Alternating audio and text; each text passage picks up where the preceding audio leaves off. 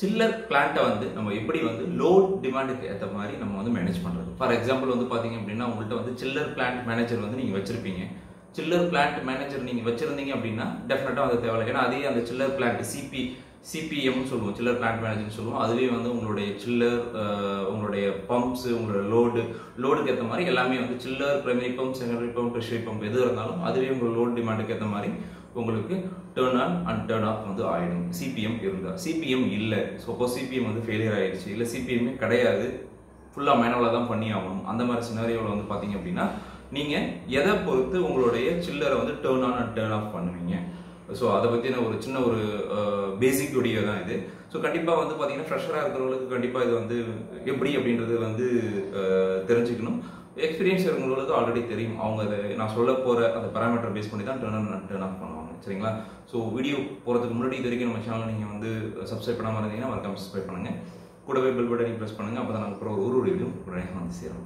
Okay, இப்போ இந்த சில்லர்ஸில் இப்போ நீங்கள் ஃபார் எக்ஸாம்பிள் உங்களுக்கு தெரியும், சில்லர் தான் வந்து பார்த்தீங்கன்னா உங்களுடைய பில்டிங்கை கூல் பண்ணுறதுக்கோ, உங்கள் டேட்டா சென்டரை கூல் பண்ணுறதுக்கோ, இல்லை அதர் எனி ஸ்பேஸை வந்து கூல் பண்ணுறதுக்கோ ஒரு பெரிய சப்போர்ட் வந்து உங்களுக்கு பண்ணக்கூடிய ஒன் ஆஃப் த காம்பனண்ட் தான் வந்து உங்களுக்கு சில்லர். ஸோ அதை விட்டு ஏஹெச்யூ, சிஎஸ்யூ நிறைய இருக்குது.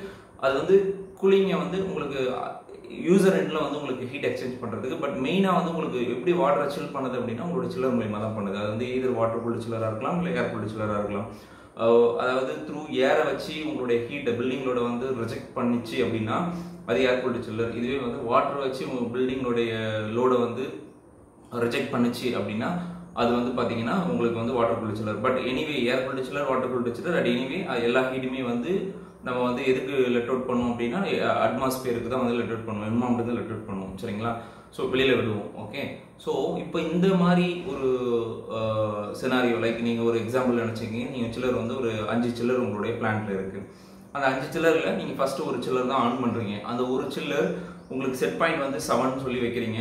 அதுக்கப்புறம் வந்து பார்த்தீங்கன்னா உங்களுடைய டெல்டா டி, அந்த சில்லரோட டிசைன் டெல்டா டி வந்து 5 தான். ஸோ இப்போ என்ன சினாரியோனா ஒரு சில்லருக்கு ஒரு பம்ப் ரன் ஆகுது, ஒரு பம்ப், ஒரு கூலிங் டவர், ஒரு condenser pump, water cooled chiller run ஆகிற மாதிரி வச்சுப்போம்.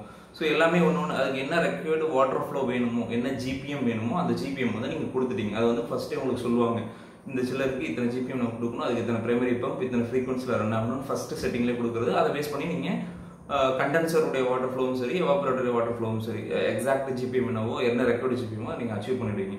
பண்ணதுக்கப்புறம் நீங்கள் வந்து சில்லர் ஆன் பண்ணுவீங்க, சில்லர் வந்து ரன் ஆகும், சில்லர் வந்து ஓடிட்டு இருக்கும். அப்படி ஓடிட்டு இருக்க சில்லரில் எப்போ அடுத்த சில்லர் போடணும் அப்படின்ற உங்களுக்கு ஒரு ஐடியா எதை பொறுத்து நீங்கள் வந்து அடுத்த சில்லர் போடணும் அப்படின்னா, இப்போ செட் பாயிண்ட் வந்து நான் 7 சொன்னேன்.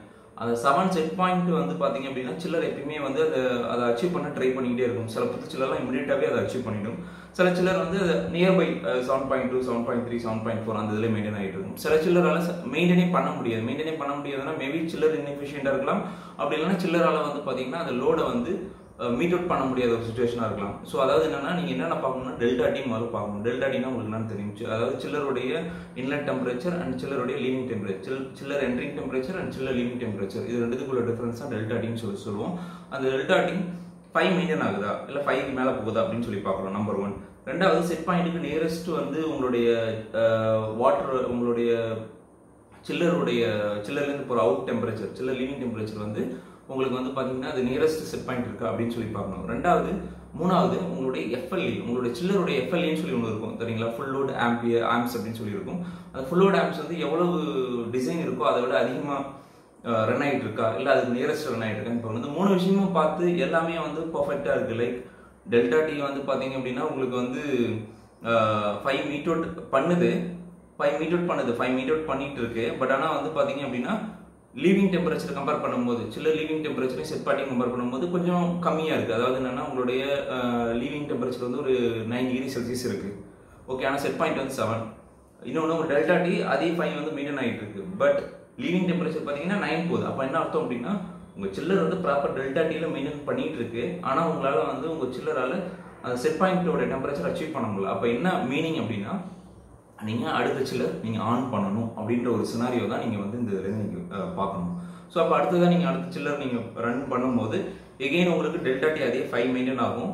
அந்த லீவிங் டெம்பரேச்சர் இருக்குது தெரியுங்களா, நான் இப்போ சொன்ன 9 சொன்னது அது நியரஸ்ட் வந்து உங்களுக்கு 7 வரைக்கும் வந்துடும். ஸோ இப்படி தான் நீங்கள் சில்லரை வந்து நீங்கள் வந்து அந்த இப்போ இந்த சினாரியோ நீங்கள் பார்க்கும்போது உங்களோட ஃபுல் லோட் கண்டிஷனையும் பார்த்துங்க. எவ்வளோ ஆம்ஸ், 400 ஆம்ஸா 500 ஆம்ஸா, எஃப்எல்ஏ எவ்வளோ இருக்குமோ அதையும் மீட் வச்சுன்னு பார்த்துங்க. அப்போ இந்த சினாரியோ எல்லாமே மீட் பண்ணால் கண்டிப்பாக ஓகே, இந்த சில்லரால் நம்மளுடைய லோடை வந்து மீட் பண்ண முடியல, அடுத்த சில்லர் நம்ம ஆன் பண்ணணும் அப்படின்ற ஒரு கன்க்ளூஷனுக்கு நீங்கள் வந்துடலாம்.